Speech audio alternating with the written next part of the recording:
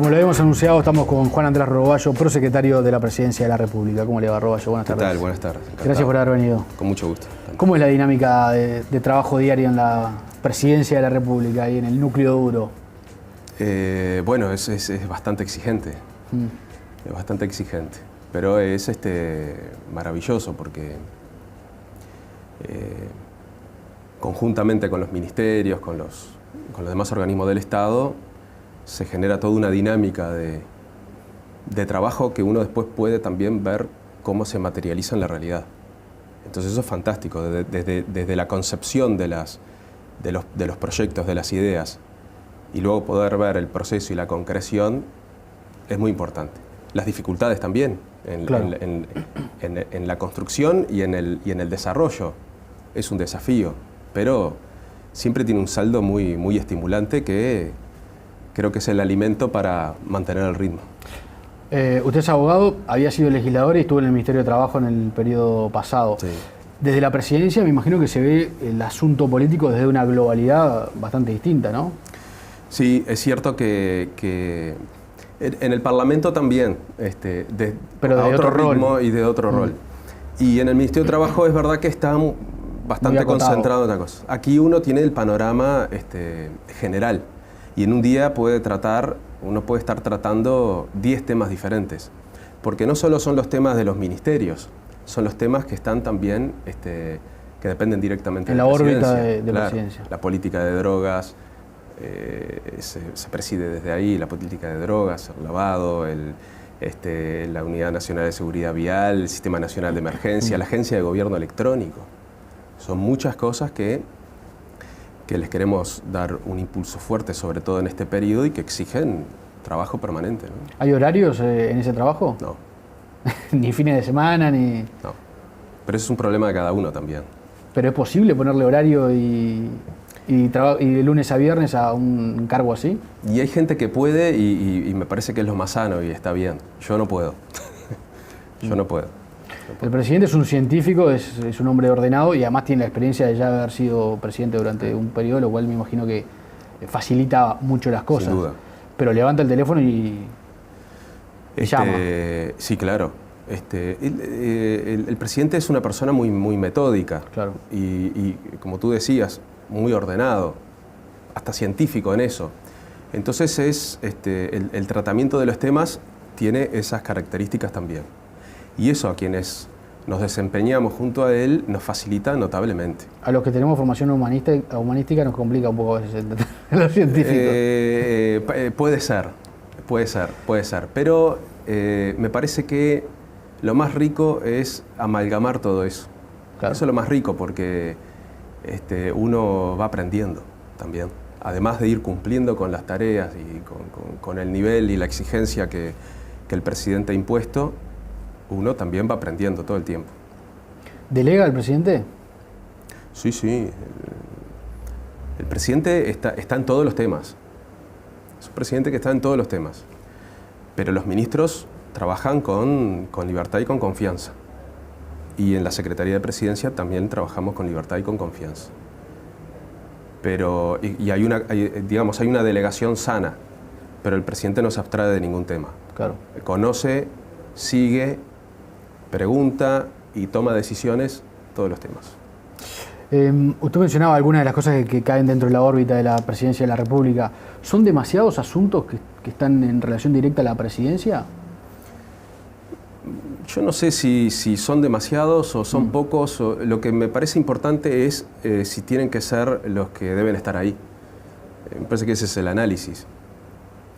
Cuando uno sale del país, a veces, por ejemplo, en materia, para poner un ejemplo, en materia de desarrollo digital y nuevas tecnologías y gobierno electrónico, en todos los países nos plantean un cierto grado de envidia que el órgano rector en esta materia está en presidencia, porque le da mucho más posibilidades al desarrollo de estas cosas que en otros países.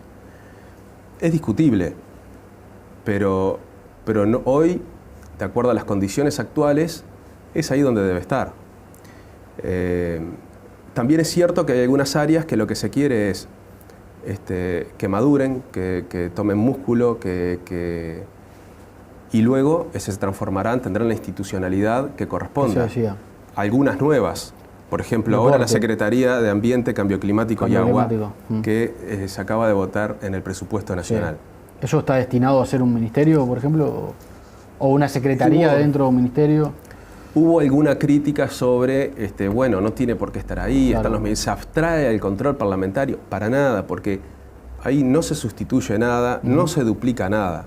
Se genera un ámbito que tiene como misión fundamental coordinar, generar mejor transversalidad en las políticas y preparar el terreno para que cuando hayan condiciones financieras y políticas se pueda transformar en un ministerio, que es lo que tienen la gran mayoría de los países. Claro. Pero hoy, como no tenemos esas condiciones, generamos una institucionalidad sin costo, porque es con lo que tenemos en presidencia, y no sustituimos nada. Es decir, los ministerios de Industria, Ganadería, Medio Ambiente y Defensa van a seguir dando cuenta de las acciones o las omisiones en el Parlamento como corresponde, sobre estas políticas. Claro, no, es cierto que la presidencia tiene muchas dependencias que no están bajo el control parlamentario porque constitucionalmente está previsto así. Sí, pero igual vamos siempre. Y hablamos seguido. O sea, nunca dijimos no vamos. Claro. Sí, digamos, si son convocados, van y presentan... Ya hemos ido. Yo, a ver, hace 2 meses fui por la política de drogas. Cómo iba la implementación de la ley de regulación del cannabis y además por el tema del alcohol, de la tasa cero del alcohol en sangre para conductores. No es un problema. No. Y tampoco genera eso una presidencia demasiado gorda, digamos, que se ocupe de muchas áreas que escapen a lo racional de una presidencia. Lo que pasa que, ¿qué es lo racional? Si uno se compara con otros países, depende de qué país, tendríamos que verlo tendríamos que comparar países del mismo sistema, y ahí uno ve que es más o menos parecida a algunas cosas. Segundo, que tiene que ver con la idiosincrasia nacional, tiene que ver con los énfasis que el gobierno quiere darle a algunos temas, o la cercanía que quiere tener el presidente también con algunos temas. Hay muchas variables, pero en realidad, como está hoy establecido, no tienen grandes diferencias con periodos de gobiernos anteriores. Y cuando digo anteriores, digo no solo los del Frente Amplio. No, está claro. Entonces, notoriamente no es algo nuevo. Si bien se ha dicho mucho ahora en la discusión parlamentaria, que está dentro del juego político, uno lo entiende, lo cierto es que es una práctica en Uruguay y de todos los gobiernos, de todos los partidos, que determinadas cuestiones están en presidencia por un tema de control directo, por un tema de impulso, por un tema de eficiencia, no porque en otro lado no lo sea, sino por un tema de especificidad en determinado momento, lo que no quiere decir que en el futuro se transforme en otra cosa. Acabamos ahora de darle el rango institucional de servicio descentralizado a 2 organismos que eran simples unidades ejecutoras del Ministerio de Educación y Cultura. Me refiero a la Fiscalía y me refiero a la Junta Anticorrupción. Bueno, en su momento se van transformando las institucionalidades de acuerdo al momento histórico, ¿no? ¿Trabajan con las encuestas? Yo no trabajo con las encuestas, a pesar de que las conozco, las veo, las tomo. Pero es un insumo para el gobierno ver las encuestas, leer las encuestas, interpretar, pedir quizás una interpretación mayor de determinada encuesta. Bueno, ¿qué encuesta? Porque, por ejemplo, las encuestas políticas, nosotros hacemos una encuesta. Aprobación de gestión. La Junta Nacional de Drogas hace encuestas. Sí. Y de acuerdo a lo que va surgiendo de las encuestas sobre las diferentes expresiones del consumo y de los diferentes, del tabaco, del alcohol, de la marihuana y de otras drogas, se van diseñando políticas para, en función de eso, trabajar. Lo mismo la Unidad Nacional de Seguridad Vial. Tiene una encuesta y herramientas sobre siniestralidad que en base a ellas se diseñan las políticas. Esas tenemos y trabajamos permanentemente. Si tú te referís a las encuestas de gestión de gobierno, a las encuestas, imagen del presidente de la República. Y las conocemos, pero yo En mi trabajo cotidiano no las utilizo como herramienta. Las conozco, etcétera, pero no son tema de discusión. No es un elemento determinante a la hora del diseño del trabajo. No es un elemento tampoco para desdeñarlo de ninguna manera. Es un elemento más, es una herramienta más. Uh-huh. Hay países donde tienen mucho peso, en Estados Unidos o en Brasil incluso, hay encuestas semanales y los presidentes toman muchas decisiones en función de esas encuestas. No digo de largo plazo, pero sí decisiones de mediano o corto plazo. Yo creo que es una herramienta. Estratégicamente le sirven, ¿no? Obviamente. Yo creo que es una herramienta también, pero yo creo que Uruguay hoy no tiene condiciones para guiarse exclusivamente por un tema de encuestas. Primero porque todavía están en un proceso de trabajo para afinar la certeza de los resultados. Y no les estoy poniendo un signo de interrogación. Estoy hablando de una cuestión objetiva. Los propios encuestadores lo han reconocido. Claro, me baso en lo que ellos mismos plantean. Sí. 2. Si yo soy ciudadano y tengo un gobierno que me presentó un programa de gobierno que me dice que va a hacer tales y cuales cosas, de tal manera, pero después yo veo que se guía en función de cuánto le da el rechazo o la aceptación, o qué piensan determinados actores o sectores de influencia, uh-huh. Y para mí sería un poco complicado, yo no lo vería del todo bien, porque yo voté a una persona y a un programa de gobierno, no un esquema de trabajo que se base en las encuestas. ¿Se entiende? Sí, claro. No sería, a mi juicio, serio tomar decisiones político-institucionales de trascendencia en función de los datos de una encuesta que muestra la fotografía del estado de cosas en un momento determinado. No es del todo serio. No quiere decir que no se utilicen como una herramienta más. Uh-huh. Y eso está en la libertad de cada uno, no sé. Claro. Pero nosotros nos guiamos por un programa de gobierno y un plan de gobierno que está establecido no en el aire. En el presupuesto uno tiene ahí el plan de lo que vamos a hacer en los 5 años y muy especialmente lo que vamos a hacer en estos 2 años, y que además tiene un correlato con el programa de gobierno que el Frente Amplio le presentó a la ciudadanía. Eso es lo que a mí me parece que cualquier ciudadano, claro, que nos dio su voto o no va a mirar. No tanto si nos guiamos por la aceptación o no del público en un momento coyuntural sobre un aspecto puntual. Pero ¿y la caída de la aprobación, por ejemplo, del presidente es un tema de preocupación? La verdad es que no ha sido un motivo de trabajo en el Poder Ejecutivo. No ha sido. Porque eso ha sido también muy variable y a lo largo de la historia, y porque el Consejo de Ministros trazó un rumbo. También es cierto que tuvimos un comienzo de gobierno muy atípico si lo comparamos con los primeros meses de gobierno desde el 85 acá, por lo menos. La famosa luna de miel. Por ejemplo. No existió esta vez. Que no es solo en este país, sino en todo. Fueron derecho al matrimonio, ¿no? No hubo luna de miel. Fuimos derecho a la separación. No. Entonces, esas son de las cuestiones atípicas que uno no las puede prever ni en una encuesta, ni las puede prever,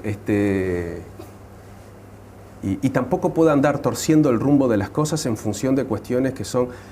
Yo el otro día veía la entrevista también que se le hizo al presidente hace poco, sí, y él diferenciaba lo que eran, que es como se trabaja en el Consejo de Ministros, ¿no? La diferenciación de lo que son las decisiones tácticas de lo que es la estrategia, el proyecto. Uh-huh. Hay veces que algunas decisiones tácticas son opinables o claro, pueden no comprenderse. Pero hay veces que el presidente dice, tienen que estar a veces que es bueno que el presidente salga públicamente sobre un tema, marque una posición, le hable a la gente. Otras veces quizás es mejor mantenerse en un segundo plano, en silencio, eso es parte y que de los hechos sucedan, ¿no? Eso es parte de la comunicación de gobierno. Que haga una cosa u otra también es opinable. Siempre va a haber gente que haga un análisis, claro, que diga eso está bien y otro que diga eso está mal. ¿Cuál es el punto medio? ¿Cuál es el momento? ¿Cuál es el tema? Eso es comunicación de gobierno.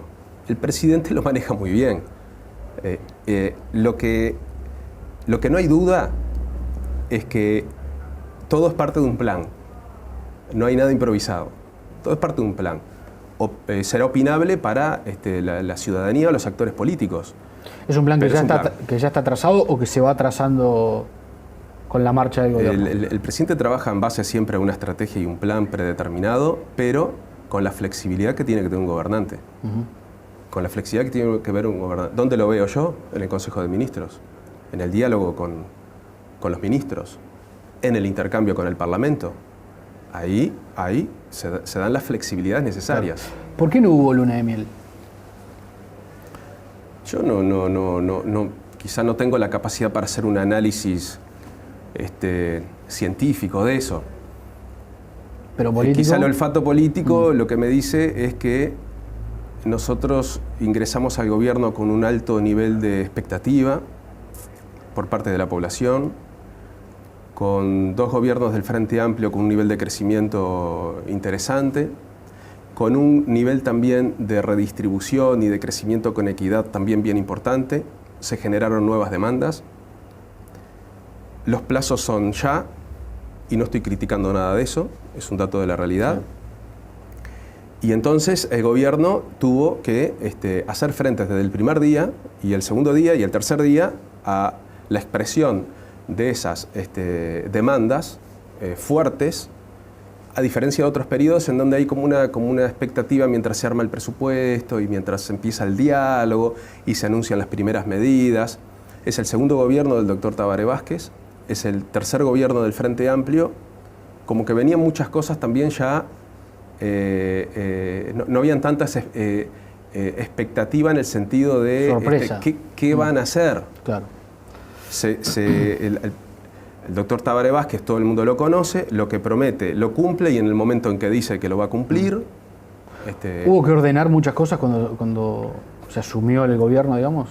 Ahí hubo mucha cuestión política metida, de tratar de generar una especie de contraste entre la figura de Mujica y la figura de Tabaré Vázquez y también de sus administraciones. Y eso es artificial. En la realidad no es así.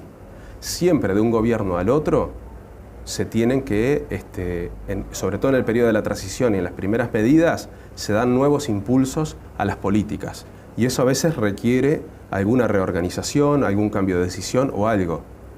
Ahora, eso es una cosa que le pasa a todos los gobiernos e incluso dentro de la misma organización política le pasó a todos los partidos. Ahora, de ahí a decir, nos encontramos con todo pata para arriba o coordinar todo, eso es mentira, a mi juicio. Eso no es así. ¿La interna del Frente Amplio le preocupa? ¿Le preocupa al gobierno, al Poder Ejecutivo?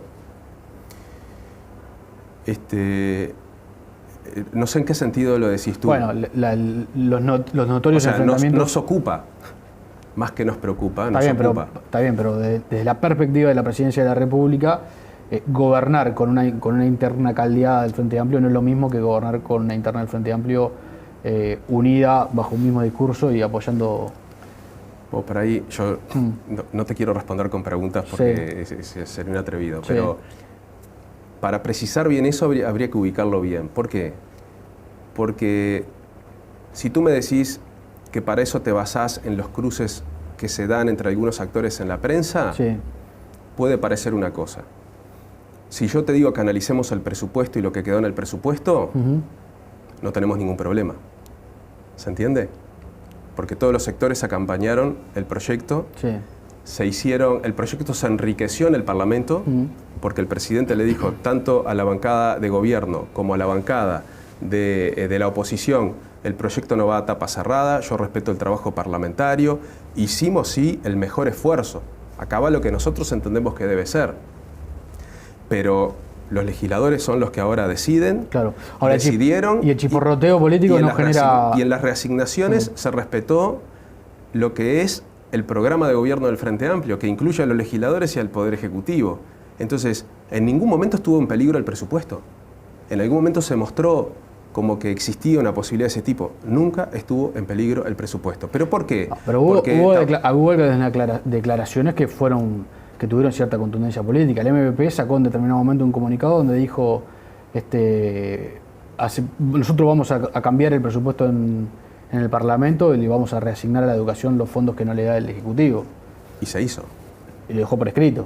Es decir, no me importa lo que se escribió, lo que me importa es que además después se hizo. Sí. Pero fue en base a un acuerdo. No solo en el Parlamento, sino también con el Poder Ejecutivo. Y eso es lo que nosotros decimos que desde el punto de vista material del presupuesto, como desde el punto de vista hasta político, enriqueció.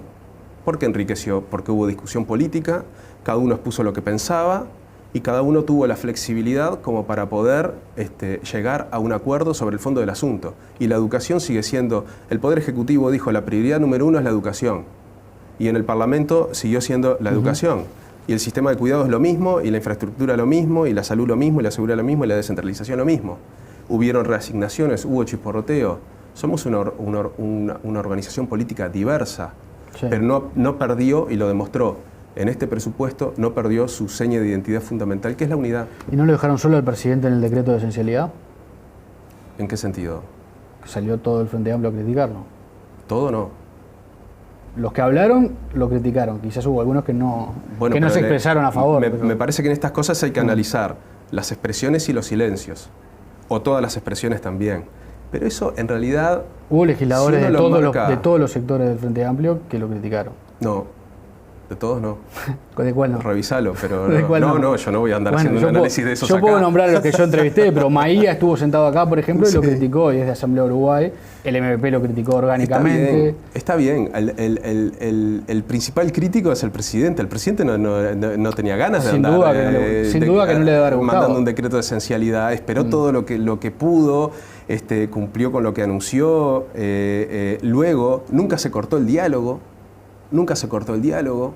Hoy tenemos convenios firmados. Hay un proceso de diálogo constructivo que nos hace pensar que el año que viene los gurises van a tener más días de clases. Hay un presupuesto que absorbe el mayor esfuerzo del incremento presupuestal. Yo me fijo en esas cosas. Después, las cosas que nos decimos, las medidas, todas esas cuestiones, yo no digo que sean adjetivas o que no sean importantes, yo no digo eso. Pero lo que digo es que lo que tengo que hacer luego es la síntesis, el resumen. ¿Y qué tengo? Un presupuesto en donde coincide el Poder Legislativo y el Poder Ejecutivo. Coinciden todas las organizaciones que integran el Frente Amplio. Es un partido. No tenemos fisuras, no hay heridas políticas, y con las organizaciones sociales, en este caso la Organización de Trabajadores, en el diálogo social tripartito, que además nos caracteriza a través de la intervención del Ministerio de Trabajo, se van firmando los convenios. Ese es mi análisis. ¿Qué va a pasar a partir de 2016? Va a haber una nueva impronta del gobierno una vez aprobado el presupuesto, que es de alguna manera un segundo puntapié inicial para un gobierno. Sí, y la tónica la dio el presidente a llamar a un gran diálogo social. Un gran diálogo social en donde ya tenemos inscriptas una cantidad impresionante de organizaciones de la sociedad civil de los ámbitos más diversos que quieren participar, porque si bien hay un programa, vuelvo a repetir, de gobierno, un plan de gobierno que se va a cumplir de la A a la Z, también se tiene que tener una visión de largo plazo, estratégica de largo plazo, y eso se construye con las organizaciones sociales y también luego con el sistema político, porque hay que llegar a acuerdos con ellos. Hay un poco de confusión. ¿Por qué por qué se invitó a las organizaciones sociales y algunas organizaciones políticas dijeron no nos invitaron, no nos llamaron? Pero se aclaró rápidamente porque se llama un diálogo social, si no sería un diálogo político. Y además, si mezclamos las organizaciones sociales con las organizaciones políticas, corremos el riesgo de que las organizaciones políticas terminemos ahogando o desoyendo a las organizaciones sociales. Entonces, el año que viene vamos a trabajar en el diálogo social y cumplir, obviamente, con el programa. ¿Cuál es la meta, digamos, Y llegar a grandes acuerdos, a una visión larga, con la opinión de todos, tratar de ver, seguramente nos vamos a encontrar y a poder ver cosas que de repente ahora, si nos pusiéramos a diseñar, no lo veríamos. Hay que aprender, con H en el medio, siempre digo, la realidad, cómo lo ven todos los sectores de la sociedad, algunos temas, cómo se visualiza para el futuro. Queremos generar también la práctica de la visión de largo plazo también. las decisiones de todos los días, pero siempre con una visión de largo plazo. Si uno vive en la táctica de gobierno, en la táctica política, en la táctica comunicacional permanentemente, uno no anda sin rumbo. A eso hay que prestarle atención y hay que dedicarle mucha energía, pero solo es eficiente si se hace en el marco de una gran estrategia y que además cuente con los mayores consensos. ¿Por qué? Porque sea cual sea la organización política que esté en el gobierno, sea cual sea el poder que tenga la organización de que se trate, si logramos consensos sobre cuestiones fundamentales en el país, vamos a tener previsibilidad, va a tener previsibilidad el inversor nacional o extranjero que lo necesitamos para hacer crecer al país, y también le da seguridad y certeza a la población en general. El gobierno está impulsando algunos temas. Uno es el crear un delito de feminicidio. Femicidio, sí. ¿Cuál es la diferencia entre feminicidio y femicidio? Porque he escuchado los términos, pero sí. No sé si existe técnicamente una diferencia. Sí. A ver. Yo no sé si hay una unanimidad en eso, pero está claro. El femicidio es el delito. La tipificación del delito. Sea como una figura autónoma, sea como un agravante, como el parricidio, por ejemplo. Claro. Que es el agravamiento de la pena en función de algunas características del tipo penal. Por ejemplo, la vinculación entre el agresor y la víctima.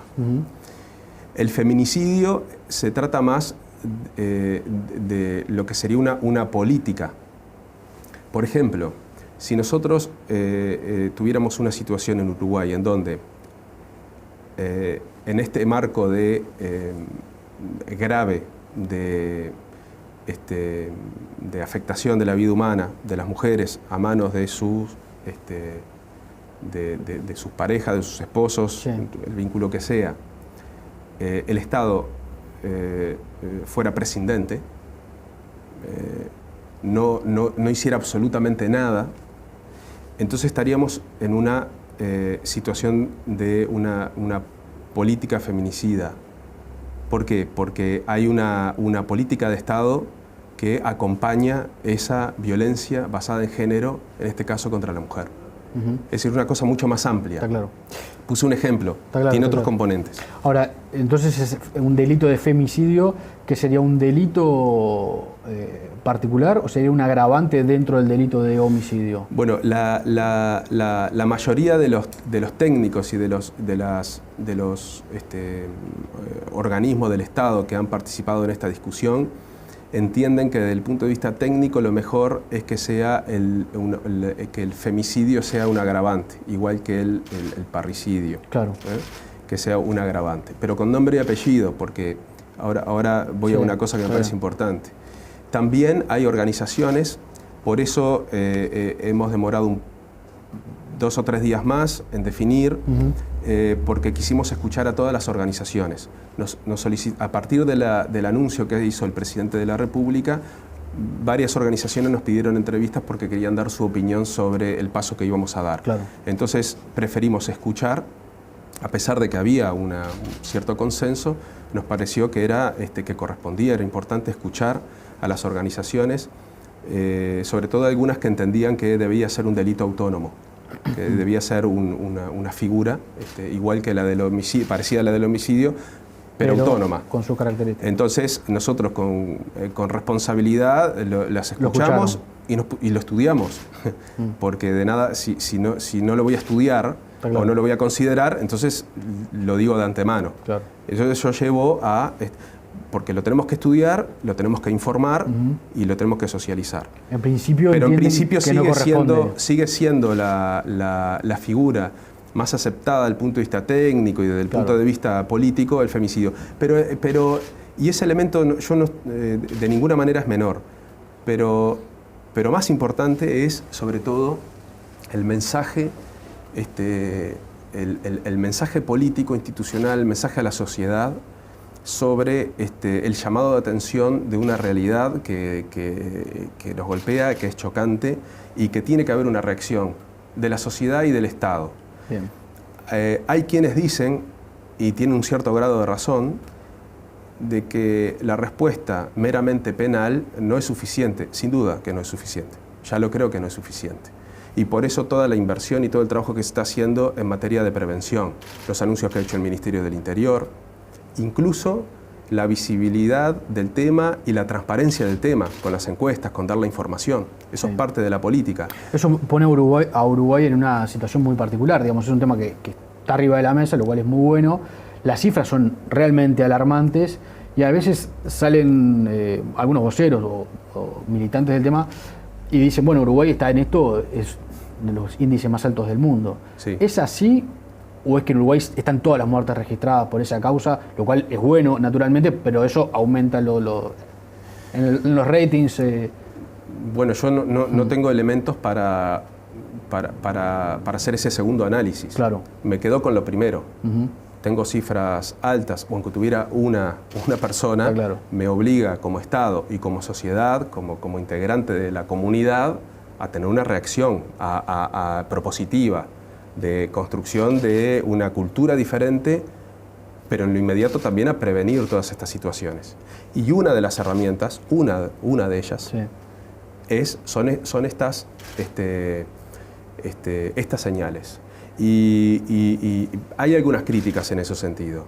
Pero yo me acuerdo cuando se discutió y se sancionó la ley de acoso sexual en el 2009, yo era legislador, y había una gran controversia sobre si era una ley, si era una buena ley, si era garantista, y también si uno se ponía puro desde el punto de vista del análisis criminológico, podía haber grandes dudas.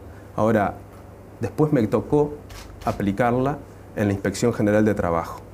Y de lo que puedo dar fe es que, aún siendo una persona que tengo mis reparos sobre la función preventiva de la pena, tengo que admitir y que decir que la discusión y la sanción de la ley generó una sensibilidad, una conciencia, una visibilización del tema impresionante. Las denuncias se dispararon, quiere decir que se empezó a perder el miedo, se empezó a conocer la problemática, se empezó a transparentar. Habían conductas naturalizadas, de uso, claro, de establecidas, uso común, que ahora las personas decían, bueno, yo no tengo por qué estar sometido a esta. Y quizá estamos hablando del abanico grande de la acoso sexual. Habían prácticas naturalizadas que no se tenían por qué soportar. ¿Pero a qué voy? Disparo de denuncias. Tratamiento en la Inspección de Trabajo. Judicialización entre comillas, porque también en el Poder Judicial, es decir, tratamiento del tema en un ámbito del Estado. Y luego baja. ¿Por qué? Porque se incorporó a la cultura en el lugar de trabajo ese elemento y también la prevención y el tratamiento. Estamos muy lejos de tener estándares aceptables, esa es la verdad. Pero hay un camino ahí y creo que esto es parte de lo que hace la norma, también en el caso del femicidio, esperemos que tenga ese efecto. Entonces, pasando en limpio... Además de castigar la conducta, especialmente la conducta antijurídica, ¿no? Claro. El femicidio entonces va a ser un agravante dentro del delito de... un agravante del delito de homicidio. Lo estamos definiendo en estas horas. Bien, pero la intención es esa. Por ahora, digamos, la opinión generalizada es esa. Lo que sí queremos es hacerlo. ¿Cómo? ¿Serían penas mucho más graves? Bueno, eso es parte de lo que se está definiendo ahora, pero si es un agravante especial, tiene una pena más importante que la del homicidio autónomo. Y de la figura autónoma de homicidio. Naturalmente se aplica cuando un hombre mata a una mujer y no cuando una mujer mata a un hombre. En el mismo ámbito, digamos. En este caso estamos hablando de la situación que nos rompe los ojos hoy, que es, porque eso también la sociedad y el Estado tenemos que verlo. Sí, sí. Es decir, hay una desproporción en ese sentido. El problema es la violencia de género contra la mujer. Está claro. No, se lo pregunto porque, digamos, técnicamente en la ley no es lo mismo. Lo dice el nombre, claro. Ya lo dice el nombre, sí. Bien. Es lo que se necesita ahora. ¿Qué va a pasar con la marihuana? ¿En qué etapa de los procesos está? Bueno, venimos trabajando de perfil bajo, pero mucho. De perfil bajo, pero mucho. Se terminó el proceso licitatorio. Sí. Demoramos algunos meses más, pero eso fue positivo porque a partir del intercambio con las empresas que competían para ser adjudicatarias, que fueron 22 en una primera instancia, después se redujo a 11 y así fueron quedando algunas por el camino. Todas tuvieron las mismas oportunidades para poder ser adjudicatarias. Y se hizo un trabajo bien importante, bien profesional, y podemos estar tranquilos que las empresas seleccionadas van a cumplir con los fines establecidos en la ley. Hay un signo que yo lo digo porque de alguna manera es entre comillas una recompensa al esperar un poco y tratar de hacer las cosas bien. De 22 empresas se adjudicó a 2. En todas las adjudicaciones, licitaciones del Estado, etcétera, en general hay recursos. Hay recursos contra la decisión. A veces hasta por un reflejo, a veces está por deporte. Y lo digo porque ganó la competencia y entonces para trancar, digamos. Y demora, claro, ¿no? Demora los plazos. Sé, no adjudico a nadie, pero estuve en la administración y lo vi esa práctica. Sí. En este caso, y en un tema tan sensible y delicado, no hubo ni un recurso. Y ya se venció el plazo. De 22 empresas se adjudicó a 2 y nadie recurrió. Quiere decir que se viene trabajando con mucha prolijidad desde el periodo pasado, ¿no? O sea, nosotros tomamos esta responsabilidad con un camino muy importante hecho. Sí. Se viene trabajando muy bien y ahora se está en la etapa de, bueno, el autocultivo y los clubes canábicos están funcionando. Hay que... es una ley nueva, es una experiencia nueva, sí. Hay que irlo... todos los días se tienen que ir resolviendo cosas nuevas y hay que hacerlo ágilmente. Y el tema de que llegue la marihuana a la farmacia, que es lo que más se está preguntando la gente, bueno, las etapas que quedan es que el predio para plantar está pronto, hay que terminar las cláusulas de los contratos con las empresas para materializar la adjudicación.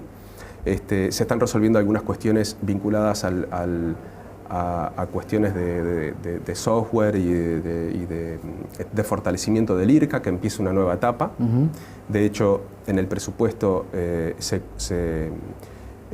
contempló eso de diferentes puntos de vista y tenemos la expectativa de que pronto se empiece el ciclo hasta biológico y creemos que en el primer semestre del año que viene, hacia fines del primer semestre del año que viene, tendremos noticias concretas sobre eso. ¿Con la marihuana en las farmacias? Claro. ¿Eso significa sí. Fines del año de 2016? No, fines del primer semestre del año que viene. Fines del primer semestre. De acuerdo a los cálculos estimativos que estamos haciendo biológicos ahora. Y eso, claro, teniendo en cuenta el ciclo biológico bien. Y las etapas que hay que cumplir desde el punto de vista administrativo, conjuntamente con el fortalecimiento del IRCA, que vino cumpliendo determinadas tareas y ahora tiene que pasar a otro rango, sí. Todo eso creemos que a fines del primer semestre vamos no digo que ya estén la marihuana en las farmacias, pero ya vamos a tener mucha certeza sobre eso. Hace un tiempo atrás, cuando adjudicamos, nos preguntaron cuándo iba a ser. Yo dije, bueno, no antes de 8 meses a partir de ahora. Dije, no antes de 8 meses. Ya pusieron abril, mayo, ya tenía fecha. Entonces, a mí no me gusta dar fechas cuando hay procesos que requieren un trabajo muy delicado, especialmente en esta materia, porque la ciudadanía, la población, tiene que tener la tranquilidad de que se está cumpliendo con todos los fines declarados en la ley, que son la de reducción de daño, regulación, reducción de daño. No se está promocionando el consumo, al revés. Lo que se está diciendo es que queremos reducir el daño que se está generando con esto. Ahora va a salir una campaña de sensibilización, de información. Vamos a tratar de darle de alguna manera una perspectiva distinta, porque tenemos que llegar muy especialmente a sectores juveniles, jóvenes, y no se llega con cualquier esquema comunicacional ahí. Estamos trabajando mucho y ese es uno de los componentes de la implementación de la ley. Si nosotros no tuviéramos una campaña de sensibilización, de comunicación correcta que dice no consuma drogas, es decir, hace mal consumir drogas, pero si de todas maneras usted lo va a hacer, hágalo de esta manera, porque se reduce el daño notablemente. Ese es el mensaje. Y ese mensaje hacia determinado rango de la sociedad no se puede llegar de cualquier manera. Claro. Y es parte del componente. Si tuviéramos prontos para ponerlas, para llegar a las farmacias con el cannabis, pero no tuviéramos estos elementos prontos, no podríamos hacerlo tampoco. Hablábamos recién de la violencia de género. Otra de las epidemias terribles que tiene el Uruguay es el de las muertes en los incidentes de tránsito. Ah, sí. ¿No ha fracasado las políticas de Estado en ese sentido? Más allá de las personas o de los momentos como política de Estado, ¿no ha fracasado? ¿No se puede hablar de un fracaso en ese sentido? Lo que pasa es que esa sería una afirmación un poco temeraria si no analizamos todos los componentes de una política de Estado y de lo que pasó en el Uruguay en los últimos años. Sí. El crecimiento del parque automotriz es brutal. Sí. El crecimiento del parque vinculado a las motos es brutal. Nosotros creemos que la Unidad Nacional de Seguridad Vial ha hecho un excelente trabajo de sensibilización, de acompañamiento, de herramientas. La Unidad Nacional de Seguridad Vial puso a disposición de todos los gobiernos departamentales y de la población, por ejemplo, un mapa de donde suceden la mayor cantidad de accidentes, para que un gobierno departamental, por ejemplo, tome decisiones en función de eso. ¿Dónde voy a poner un lomo de burro? ¿Dónde voy a poner un semáforo? ¿O a dónde voy a mandar al personal que controla en determinados días y horarios? Casi no se usa. Pusimos la herramienta, casi no se usa. Hasta ¿Qué hace significa poco casi? tiempo, ¿Que se usa poco o que hay algunos departamentos que la usan y otras que directamente no la usan? Sí, claro. No es una. La herramienta se puso a disposición, sí, pero prácticamente no se usa. Nosotros lo sabemos porque tenemos control sobre eso. Hasta hace poco tuvimos el debate de si algún gobierno departamental cumplía con alguna de las disposiciones de la Ley Nacional de Seguridad Vial o no, sí, el casco. Sí. Se hicieron campañas electorales con ese tema.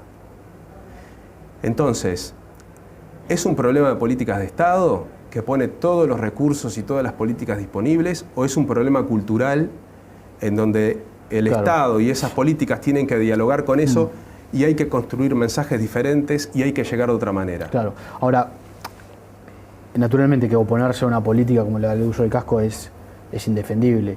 Bueno, pero cuando lo han hecho algunos gobiernos departamentales. Sí, del desarrollo largo concretamente. Pero no el ciudadano que le molesta ponerse el casco. Estamos hablando de que se ha hecho campaña. Lo tengo claro. Eso es muy grave. Ahora, lo que voy es...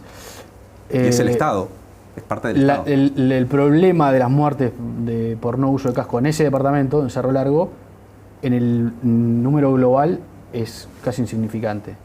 Es decir, yo no digo, si no digo que esté bien que no se use casco. Todo para nosotros, si hay una muerte, ya... No se está atacando mal el problema, es decir, fenómeno, empieza a usar Cerro Largo el casco, pero los muertos siguen ocurriendo. Es que no hay una herramienta sola. No es solo la ley, no es solo la campaña de sensibilización, no es solo la fiscalización y la represión. Son muchas cosas que deben ir acompañadas.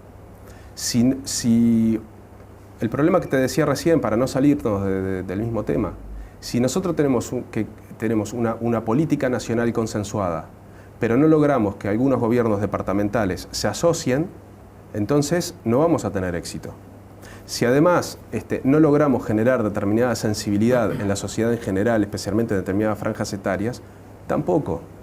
Yo creo que se ha trabajado mucho y las nuevas generaciones empiezan a tener más conciencia de eso, aunque siguen siendo las personas que más se lesionan y se mueren por esta razón, lo cual es dramático, porque si eso lo unimos al problema poblacional, claro, al problema y a otros problemas, entonces tenemos una situación grave porque estamos comprometiendo el futuro del país.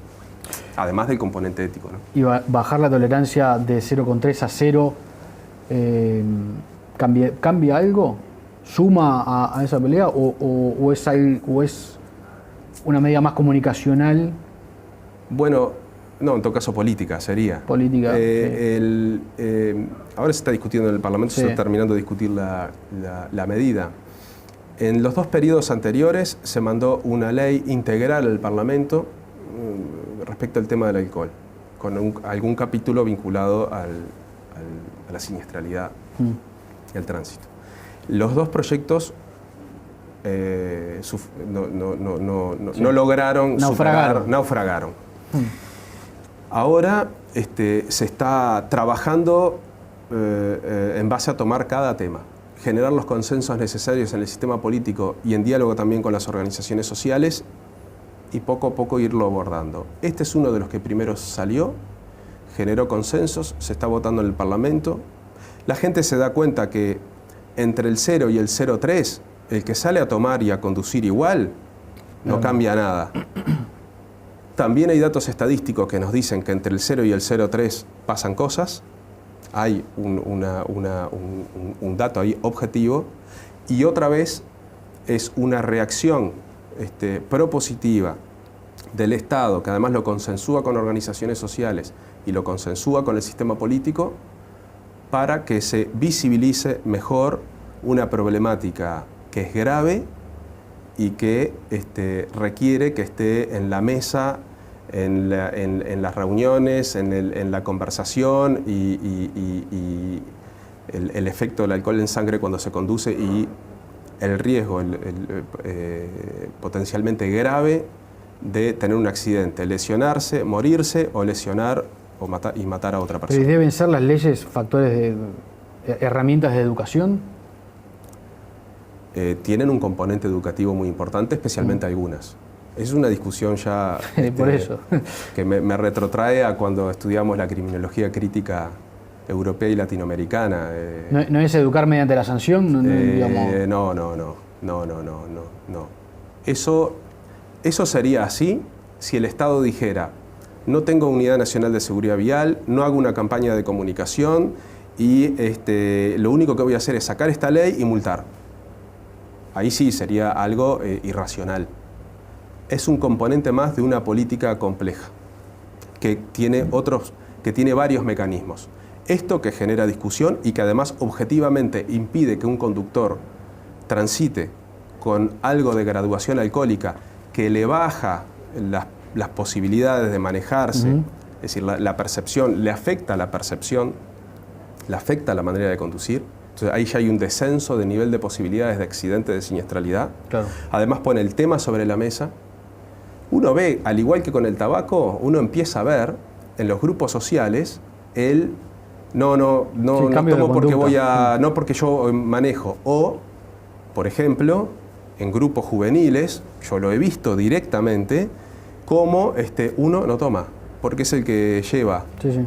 No le gusta, el conductor no designado. Va a tomar o no puede tomar porque estaba engripado y tomó antibióticos, yo qué sé, y dice, este es el que maneja y no lleva, o se contrata un vehículo cuando se va a una fiesta. Se empieza a ver mucho más esas prácticas. Creo que va a tener efecto. Lamentablemente no está teniendo ahora el efecto que queremos, pero bueno, hay que seguir trabajando. Roballo, para terminar, ¿va a haber un énfasis especial en la comunicación desde la Presidencia de la República en lo que...? Sí, estamos trabajando en eso. El primer comunicador es el presidente, siempre, ¿no? Y hemos visto cómo los gestos del presidente y de los ministros hacen a la comunicación de gobierno. Sí. Pero además nos vamos sofisticando y estamos trabajando en herramientas para lograr una mejor comunicación de gobierno, por ejemplo, o mejor tener más diversidad de comunicación de gobierno. Y por ejemplo, la utilización de las redes sociales es muy importante. Yo tengo 4 hijos, entro a mi casa, está la televisión prendida, pero nadie la está mirando. A veces me molesta un poco, digo, porque tienen la tele prendida. Es decir, para estudiar, para comunicarse, para dispersarse, están en la red. Quiere decir que hay que apostar.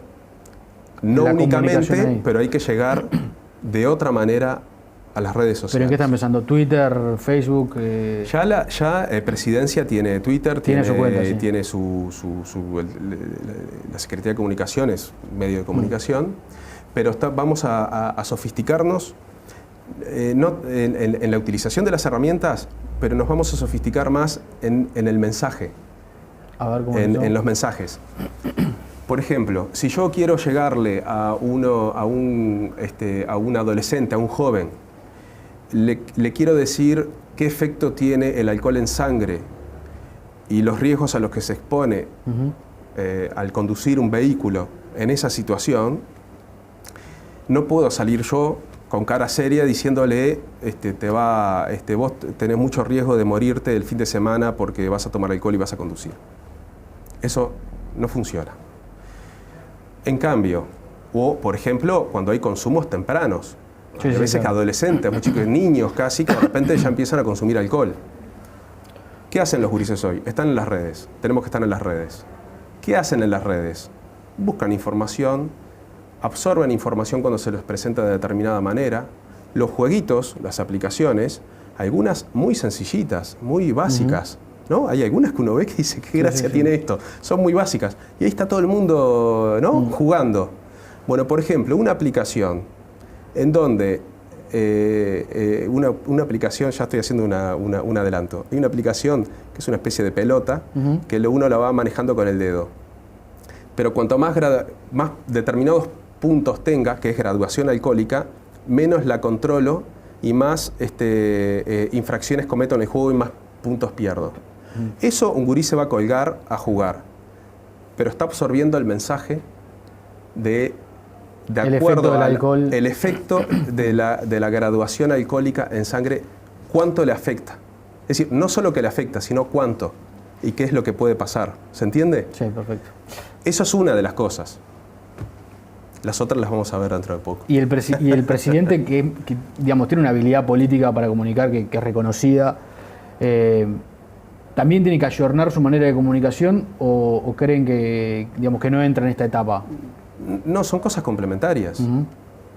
Son cosas complementarias. No se trata de cambiar a nadie ni de cambiarnos. No, pero capaz que se cree que es necesario que el presidente salga más o que dé conferencia de prensa o que hable no sé, estoy poniendo pensé que me decías que el presidente tenía que tener un Twitter. Ah, no, bueno, no, eso también puede hacer, pero no sé.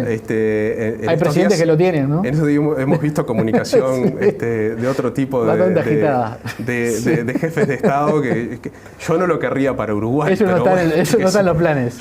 No está en los planes. No, pero un presidente más cercano que hable más. Bueno, pero en estas últimas 2-3 semanas uno ha tenido una presencia importante el presidente en donde capaz que es parte de un cambio. Lo que ha sido decisión del presidente. El doctor Tabaré Vázquez es un gran comunicador, elige el momento de comunicar y que comunica. Y yo voy a decir una cosa acá. Sí. En el proceso electoral, yo estuve en el comando electoral. Y por lo menos, así me acuerdo claramente, 3-4 veces, nosotros decíamos, hay que hacer esto. Y él nos decía, el olfato me dice que es esto otro, y nos demostraba que él veía cosas que nosotros no veíamos y que él tenía razón. Entonces, yo estoy hablando de herramientas complementarias. No, está claro, eso está claro. La comunicación de gobierno del presidente de la República, el doctor Tabaré Vázquez, yo por lo menos no me animo, no porque no pueda hacerlo, porque es una persona muy accesible y te escucha, pero no tengo ninguna capacidad para indicarle nada en ese sentido, porque maneja los tiempos, los momentos políticos, etcétera, de una manera que uno después dice, tenía razón. A mí, hablo de mí, por lo menos, y por temas que yo mismo planteé. Es decir, que sufrí al revés yo mismo. Ideas que usted llevó al comando de campaña y reveses que los hechos terminaron. Reveses que sufrí yo mismo.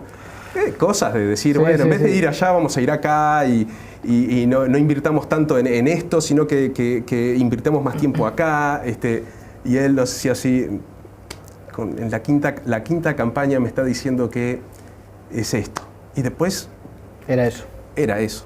Entonces, yo me estaba refiriendo en realidad a otra cosa. Claro. El presidente, y este presidente, y el presidente anterior también, tienen su estilo de comunicación, lo manejan bien, lo manejan como quieren, le llegan a las personas. Yo me estaba refiriendo a otra cosa que tiene que ver con llegarle más a determinados sectores, sofisticar más la utilización de algunas herramientas. Es otra cosa.